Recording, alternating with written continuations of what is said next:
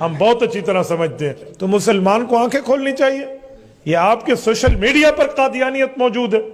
مجھ سے ایک شاگرد کی ملاقات ہے, توجہ رکھنا, میں آپ کو سناتا ہوں, آپ حیران ہوں گے. میرے ساتھ پیش آنے والا واقعہ.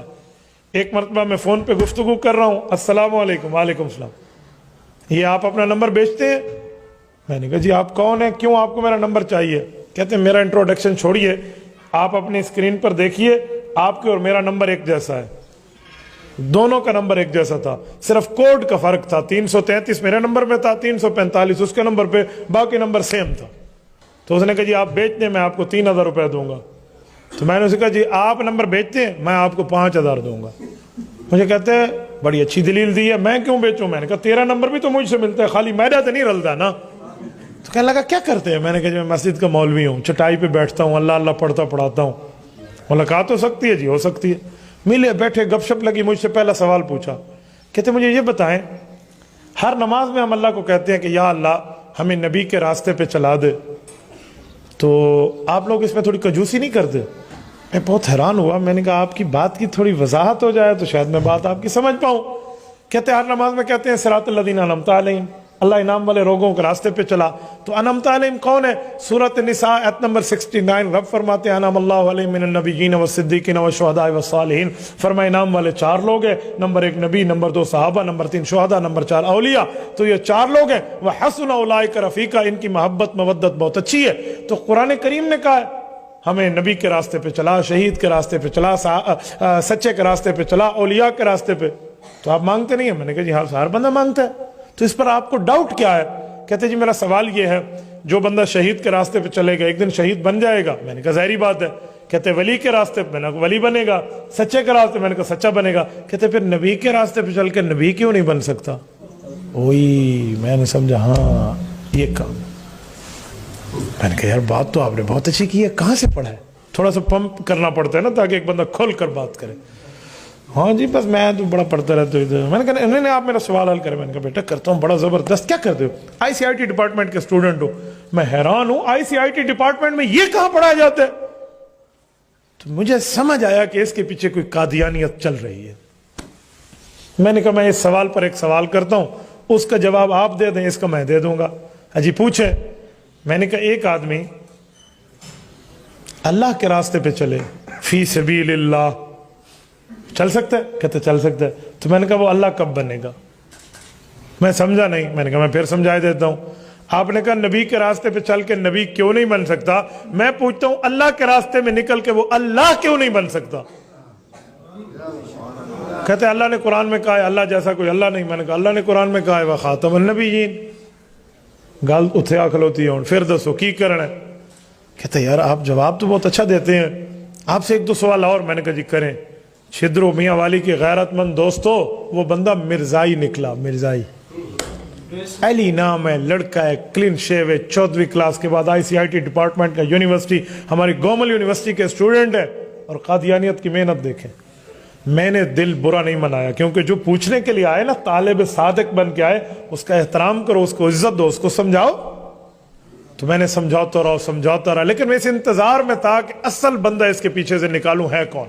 یہ تو کلین شیو لڑکا ہے, برگر فیملی سے ریلیٹڈ ہے, اس کا کیا واسطہ قرآن سے اور تفاسیر سے؟ وہ ایک دن سوالات پورے ہوتے گئے. جب سوالات پورے ہو گئے تو ایک سوال کا جواب ہو گیا. تو مجھے کہتا ہے سر ایک بات ہے. میں نے کہا جی. اسی دوران میں اس کے گھر گیا 2-3 دفعہ, وہ میرے گھر آیا, اپنی فیملی کو لے کر آیا, یعنی اس کی امی تھی. تو مجھے ایک دن کہتا ہے کہ سر اگر آپ کو میں اپنے ٹیچر سے ملا لوں تو. میں نے دل میں سوچا وَلِهَذَا الْيَوْمِ أَرْزَاتُهُ, آج دیوار واسطے ماں میں کو کھیر پلایا آئی. میں نے کہا جی مجھے ملا دیں, بہت اچھی بات ہے, ملوں گا. لیکن ایک بات ذہن میں رکھنا, اس سے جو گفتگو ہو نا, اس کو میرا بائی نیم آپ نے تعارف نہیں کرانا کہ یہ فلاں ہے فلاں ہے, ویسے ملانا ہے کہ میرے ایک دوست ہیں فلاں. جی ٹھیک. اب جب میں گیا ملنے, کیسے ملنے گیا؟ سرمد قادیانیوں کا مربی ہے, ٹورنٹو کینیڈا میں بیٹھا ہے, آن لائن چیٹنگ ہو رہی ہے, کمپیوٹر پر انٹرنیٹ کے ذریعے بیٹھ کر اور گفتگو چل رہی ہے. وہ وہیں سے پڑھاتا ہے, یہ ڈیرہ اسماعیل خان میں بیٹھ کے اس سے پڑھ رہا ہے. قادیانیت کی محنت دیکھیں. ہم سمجھتے ہیں بکافر اقلیت قرار آ گئے تو کھاتا موک گیا. نہ بابا نہ, بات پوری ہے. سوال جواب شروع ہے. اور اس کی محنت دیکھو، اس کے ساتھ پرنٹر پڑا ہوا ہے، وہ وہاں سے کہتا ہے تفسیر ابن کثیر کی 30 جلد کے صفحہ فلاں پر یوں کلک کرتے، ادھر سے تفسیر ابن کثیر کا وہی صفحہ پرنٹ ہو کے آ جاتے. میں بہت حیران ہوا، میں نے کہا جی واہ. بہرحال کیا حال ہے جی؟ خیریت ہے؟ کہتے جی مولوی تو نہیں ہوں میں، مولوی سے بات نہیں کرتا. میری داڑھی دیکھ کر پریشان تو ہو گیا. ٹھیک ہے، وہ شاہ صاحب گیلانی شاہ صاحب کہتے نہیں ہیں، دیکھ کر داڑھی میری تو مجھے ملا نہ سمجھ، ہاں میرے سر پر میری ٹوپی کے اضافے کو نہ دیکھ، ظاہری حلیہ میرا دیکھ کے پریشان نہ ہو، میرے مضمون کو پڑھ میرے لفافے کو نہ دیکھ.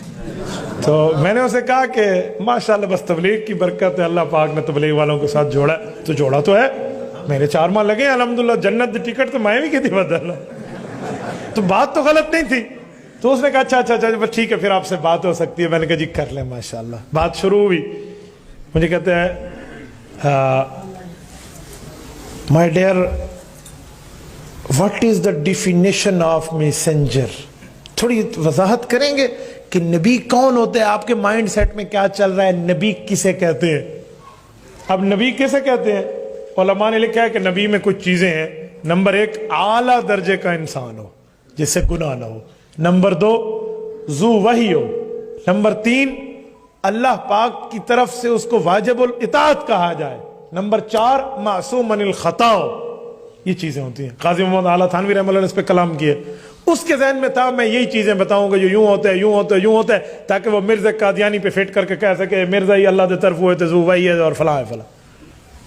میں نے یوں نہیں کیا. میں نے آپ کو کہا نا کہ جب بندہ اللہ کے لیے کام کرے تو رب ذہن کھولتے. شروع میں اس کی دلیل دے رہا ہوں. میں نے اسے کہا نبی کی تعریف تو بہت آسان ہے. وہ کیا؟ میں نے کہا نبی اس اعلیٰ درجے کے انسان کا نام ہے جس نے معراج کی رات ہمارے نبی پاک کے پیچھے بیت المقدس میں نماز پڑھی ہے. نہیں سمجھے؟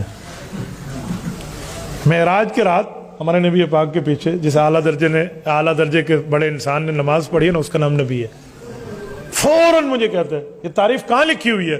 میں نے کہا میرے بھائی چھوڑیے تعریف کہاں لکھی ہوئی ہے. لکھی ہوئی باتیں تو بہت سی پہلے بھی تھی، آپ نے کون سی مانی ہے؟ دس میری یہ تعریف کیڑی آیت کے خلاف ہے؟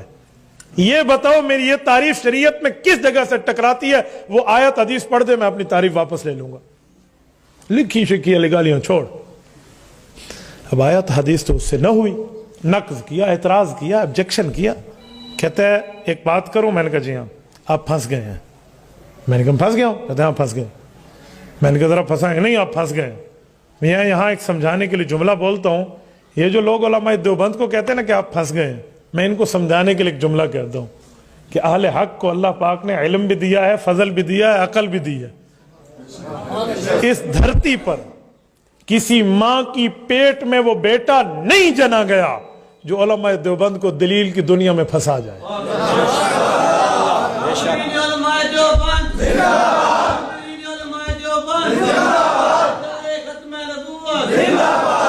یہ پھونکے کسی اور کے سامنے بیٹھ کے مارا کرو. ہم آپ کے ان پھونکوں سے ڈرنے والے نہیں. ہے جی پھنس گئے. وہ کٹ ڈھاپڑی پچھیچ پیا ہو یا ناگ جڑا علماء دیوبند تو قابو نہیں تھیندا. نہیں کسی اور کے سامنے بتایا. میں نے ان جیسے کئی پھونکے دیکھے ہوئے ہیں. تو میں نے اسے کہا پھنس گیا ہوں، بسم اللہ کریں، پڑھیں میرے خلاف دلیل کون سی ہے. کہتا ہے جی ہے. میں نے کہا جی دلیل ہے پیش کریں. کہتے ہیں آپ نے کہا معراج کی رات جس نے نماز پڑھی وہ نبی ہے. ادھر تو جبرائیل نے بھی نماز پڑھی تھی حضور کے پیچھے، وہ نبی ہے. میں نے کہا اپنی عقل کا علاج کروانے کے لیے کسی مینٹل ہسپتال میں چلے جاؤ. وہ کیوں؟ مذاق کر رہے ہیں. میں نے کہا اسی لیے کہ تمہارا دماغ کام نہیں کر رہا، اور جس کا دماغ کام نہ کرے اس بدھو کو کس نے کہا ہے کہ وہ میدان مناظرہ میں آئے؟ کہتے کیوں؟ میں نے کہا میں نے پہلے کہا ہے اس اعلیٰ درجے کے انسان کا نام نبی ہے جس نے حضور کے پیچھے نماز پڑھی ہے. جبرائیل انسان نہیں ہے، وہ تو فرشتہ ہے. میں کو ڈاٹا پتا ہے تیرا پیر کتنا پھنسنا ہے، میں انہیں انتظام پہلے کر رکھا ہے. جب پھنس گیا نا فوراً پینترا بدل کہتے ہیں اچھا یہ بتائیں ختم نبوت کی تعریف کیا ہے؟ حضرت مفتی محمود رحمۃ اللہ علیہ قبر پہ اللہ کروڑوں اربوں رحمتیں نازل فرمائے. حضرت مفتی صاحب کے سامنے بھی اس مرزائی بےایمان نے سن 74 میں یہی کہا تھا نا کہ ختم اللہ علی قلوبہم. ختم کا معنی مہر ہوتا ہے، تو خاتم النبی نزور مہر لگانے والے مرزا لا دیتی ہے مہر نبی ہے. اس نے اب یہ بھی یہی چاہ رہا تھا کہ میں ختم نبوت کی تعریف کروں اور یہ کہ ختم نبوت کا ایک معنی مہر ہے اور مرزا مہر لگ گئی. تو میں نے کہا جی اس کی تعریف تھی تو بہت آسان ہے. کہتے وہ کیا ہے؟ میں نے کہا ان مقتدیوں کے امام کا نام خاتم النبی جی ہوں دس مرزے دا تو پردادا بھی پیدا نہیں ہویا سی اب کہاں سے نکلے گا ختم نبوت کے ان کا. بہرحال وہ لاجواب ہوا. میں نے علی کے چہرے کو دیکھا جو اپنے استاد سے بات کرے, اس کی آنکھوں میں آنسو تھے. میں نے ہاتھ پکڑا, میں نے کہا علی ایک بات کہوں. کہتے جی. میں نے کہا کب تک رسول اللہ کے دامن رحمت سے دور رہو گے, کب تک دور رہو گے؟ یار کل قیامت میں سفارش مرزے ملعون سے نہیں لینی, اللہ کے رسول سے لینی ہے. یار کیوں ان بے ایمانوں کی باتوں میں آتے ہو؟ یہ تو 2 جملے بھی نہیں بتا سکا. کہتے ہیں حضرت مجھے کلمہ پڑھا دے, میں معافی مانگتا ہوں. حضرت رب نے اسے اسلام کی توفیق دی ہے. میری بات کا مطلب سوشل میڈیا پہ بیٹھنے والا نوجوان ادھر آئی ڈی بنا کر اے کاش تو اہل علم کے پاس آ کر کچھ سیکھ جاتا. ہم اہل باطل کے کتے نہ بنے, ہم اہل حق کے شیر بنے. یاد رکھو. کیوں؟ اس میڈیا اور سوشل میڈیا پر بیٹھ کر جو بے ایمان حضور کے دشمن, شریعت کے دشمن منہ کھول کے بیٹھے ہیں, ان کی آنکھوں سے آنکھیں ملانا جانو. وہ تب جانو کہ جب آپ دلائل کی دنیا میں پوڑے پڑھ کے جاؤ گے آگے. تو کم از کم آئی ڈی ہولڈرز کو میں کہوں گا خدا کے لیے کوئی 3 دن نکال کے ختم نبوت کورس کر لیا کرو, تاکہ تمہیں پتہ چلے چور کون ہے, چوکیدار کون ہے.